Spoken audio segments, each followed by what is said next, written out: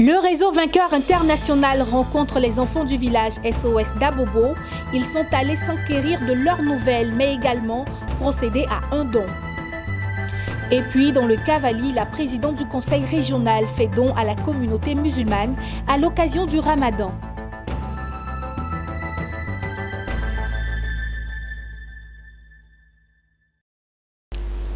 Bienvenue à toutes et à tous, vous suivez le journal. Démarrons cette édition avec une page politique en Côte d'Ivoire. Le gouvernement ivoirien a subi un réaménagement technique ce mercredi.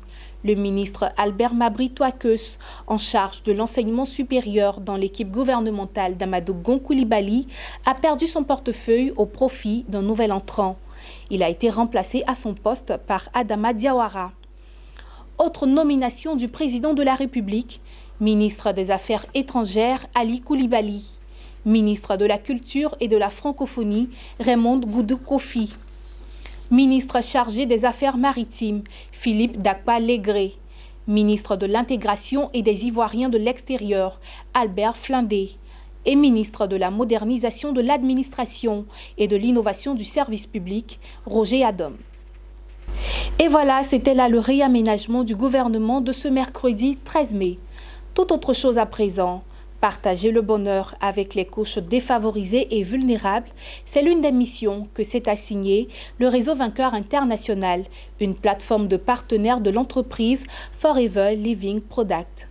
Récemment, ils sont allés à la rencontre des enfants du village SOS d'Abobo. Objectif, s'enquérir des nouvelles des enfants internés dans ce centre d'accueil en ces temps de confinement, mais également procéder à un don. Le reportage est de Mondésir Nascimento et Ismaël Doza. Ils se font aussi appeler vagabonds de la charité, les membres du réseau Vainqueur International. Ces partenaires de l'entreprise américaine Forever se sont donnés comme mission partager le bonheur. Et ce lundi, c'est le village SOS d'Abobo dans le district d'Abidjan qui a reçu leur visite. Ils y sont allés les bras chargés de matériel à usage didactique et domestique, des seaux à eau et à robinet, des postes téléviseurs, afin de permettre aux enfants de ce centre de suivre les cours via la télévision en ces temps de pandémie à Covid-19. Chaque année, on s'organise en un pour apporter ne serait-ce qu'un tout petit sourire à l'autre. Et cette année, le choix a été porté sur le SOS Village à Bobo. C'est Augustin Zinsou Bagidi, Saphir Diamant à Forever Living Product et fondateur du réseau Vainqueur qui a procédé à la remise symbolique du don. Il s'est attardé sur la mission de ce réseau, orienté entre autres vers le bien-être physique et financier. Nul n'a le droit d'être heureux tout seul. Et donc notre devoir, je dis le slogan au réseau Vainqueur, c'est d'allumer une bougie, aussi petite qu'elle puisse être, que de maudire l'obscurité. Et donc cette année, c'est la maison, le village SOS qui a été choisi, simplement parce que vous connaissez dans quelles conditions sont recueillis ces enfants et dans quelles conditions ils sont. Et en plein Covid-19, on parle de télétravail, on parle de masques de protection. Alors, dites-vous, quelles sont ces structures-là qui pourraient, un temps soit peu, s'imaginer que quelque part, au fin fond d'Abobo, se retrouvent des orphelins qui ont besoin ne serait-ce qu'un peu de sourire. Il faut avoir des personnes averties, des personnes de cœur, comme les membres du réseau Vainqueur, pour chercher à savoir quels sont ceux qui ont besoin réellement de l'aide. Pour le personnel du site village SOS d'Abobo, ce don d'une valeur de 4 millions environ est arrivé au moment où le besoin se faisait le plus sentir. Je suis vraiment heureuse que le sourire soit apporté à tous ces enfants qui vivent ici dans le village de SOS Abobo par les dons du réseau Vainqueur. Des dons vraiment qui viennent à point nommé parce qu'il y avait certaines télévisions qui étaient en panne. Nous avons reçu des télévisions de très bonne marque. Ça me fait plaisir parce que ce n'est pas toutes les familles qui reçoivent ces genres de dons et des hommes de bonne volonté viennent jusqu'à nous pour nous offrir ce que nous avons besoin. Il faut préciser qu'en dehors des jouets contenus dans ces lots, des cache-nez et des désinfectants produits par l'entreprise américaine Forever ont été ajoutés par les donateurs, un acte pour contribuer à la lutte contre la pandémie à Covid-19. Les chercheurs ivoiriens ne restent pas en marge de la lutte contre le coronavirus en Côte d'Ivoire. Et cela leur vaut aujourd'hui la reconnaissance et l'appui de plusieurs communautés et institutions. au nombre de celle-ci la communauté bouddhiste de Côte d'Ivoire. Elle a offert un montant de 5 millions de francs CFA avant de passer une commande pour 6 000 flacons de gel hydroalcoolique. Daniel Kodjo et Tima Traoré. Une commande de 6 000 flacons de gel hydroalcoolique d'une valeur de 7 200 000 francs CFA et un chèque de 5 millions de francs CFA offert aux chercheurs de l'université Félix Houphouët-Boigny d'Abidjan. Le don est de la communauté bouddhiste de Côte d'Ivoire. C'est un acte de reconnaissance pour saluer la trouvaille des chercheurs dans le cadre de la lutte contre la propagation du Covid-19. Face à la crise de la pandémie liée au Covid-19, vous, les chercheurs ivoiriens, n'êtes pas restés en marge de l'élan de solidarité nationale. Vous avez pu mettre sur pied des produits pour lutter contre ce mal qui ronge le monde entier. Retenez que ces 6 000 flacons de gel hydroalcoolique que nous avons commandés seront distribués gracieusement aux populations vulnérables de la ville d'Abidjan afin de lutter efficacement contre cette pandémie. Ce don aux chercheurs marque le début d'un partenariat entre le Centre de floristique de l'université et la Soka Gakkai internationale de Côte d'Ivoire. Cette reconnaissance est un engouement pour les chercheurs à développer au mieux leurs réflexions pour le bien-être des populations. Par ces gestes, vous démontrez encore une fois qu'avec les chercheurs, vous avez conscience que c'est la recherche, l'innovation technologique qui sont les leviers de développement socio-économique d'un pays. Je prends l'engagement au nom du président de l'université Félix Houphouët-Boigny pour vous dire que nous sommes à vos côtés, nous sommes à votre disposition pour la recherche des solutions aux problèmes qui peuvent être résolus par la recherche.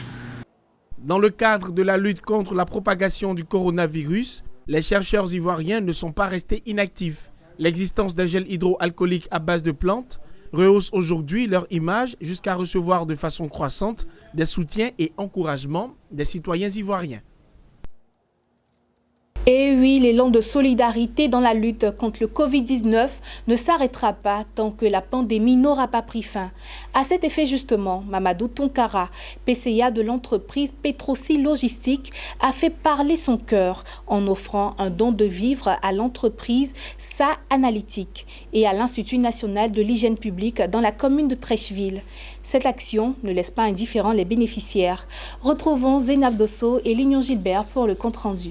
C'est un hommage rendu à l'entreprise SA Analytique International pour le travail acharné auprès de l'Institut national d'hygiène publique dans la lutte contre le Covid-19. Une action matérialisée par la remise symbolique de dons de vivres composés essentiellement de riz, d'huile, de lait et de sucre. Les bénéficiaires sont heureux de voir leur mérite honoré. Nous sommes fiers, nous sommes très heureux et honoré également pour le témoignage de M. Tonkara, qui effectivement a été appelé par nos services, je pense le 30 mars, suite à son arrivée à Abidjan. Et puis bon, voilà, donc vraiment ça montre que le système que nous avons mis en marche marche très bien. Et nous sommes en collaboration très étroite avec SA Analytique.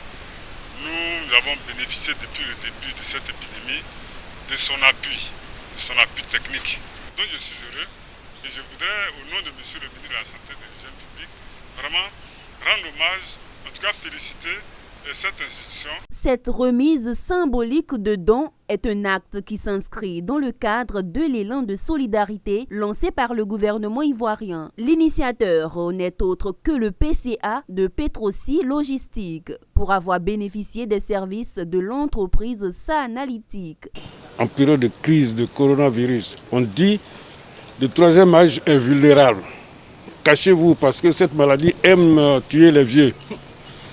Et il y a quelqu'un qui est caché là-bas quelque part, qui veille sur moi, qui me donne des conseils, qui m'envoie des textos chaque matin pour me demander de mes nouvelles. Mais le jour où j'ai dit que je toussais, il m'a appelé. Donc c'est-à-dire qu'il était prêt à intervenir pour venir me soigner, pour me porter assistance. Ça, c'est des choses qui sont inestimables. Voilà pourquoi j'ai fait ce don-là. Ce don-là ne peut pas les payer. Mais c'est pour leur montrer ma sympathie et ma reconnaissance. SA Analytics International est une entreprise spécialisée dans l'analyse de données. Depuis le début de la pandémie en Côte d'Ivoire, elle accompagne le ministère de la Santé dans la gestion de suivi des cas et des contacts par la géolocalisation.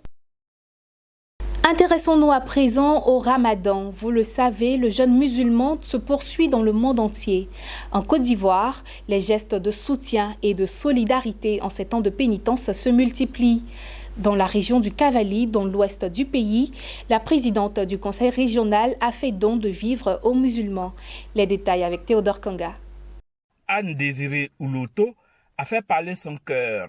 Les musulmans des 4 départements de la région du Cavali ont reçu des vivres et des enveloppes. Ce sont 4 tonnes de riz, 4 tonnes de sucre, 200 cartons d'huile et des pâtes alimentaires qui ont été remises aux musulmans à travers leur guide religieux. Selon Anne-Désirée Ouloto, ce geste est l'expression de solidarité envers les musulmans en cette période de pénitence.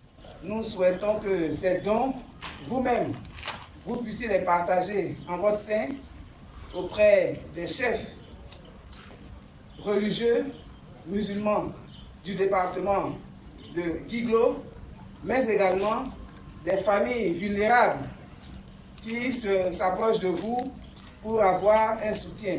Au nom de la communauté musulmane de la région du Cavali, l'imam Bamba Suleiman a remercié la ministre Anne-Désirée Ouloto pour ce geste de portée sociale, avant de dire des bénédictions pour la Côte d'Ivoire et pour les autorités ivoiriennes. C'est avec joie que nous recevons ce don d'aujourd'hui et que cela n'est pas étonnant pour la communauté musulmane. Bien avant que vous soyez à ce poste, vous avez assisté la communauté musulmane. Nous vous confions à Allah subhanahu wa ta'ala comme nous l'avons toujours fait. Nous demandons à Allah subhanahu wa ta'ala de vous assister comme vous assistez votre population en général. À Guiglo, Bleu-le-Quin et tout le Pleu, où elle s'est rendue, Anne-Désirée Ouloto a également mis les guides religieux en mission pour sensibiliser sur la maladie à coronavirus. Et pour terminer, l'Afrique du Sud rafle la mise en termes de qualité de service aéroportuaire sur le continent. Skytrax, l'organisme britannique de notation et d'audit du transport aérien, a dévoilé le classement des meilleurs aéroports du monde. Cette enquête évalue l'expérience des voyageurs à travers différents services aéroportuaires et indicateurs de performance clés. Il s'agit notamment de l'enregistrement, les arrivées, les transferts, les achats, la sécurité et l'immigration jusqu'au départ de l'aéroport. Pour la 5e année consécutive, l'aéroport international du Cap a été élu meilleure plateforme d'Afrique. Et voilà, c'est sur cette note d'espoir que nous refermons ce journal. Merci d'avoir été nombreux à le suivre. Très bonne suite de programme sur Business 24 Africa.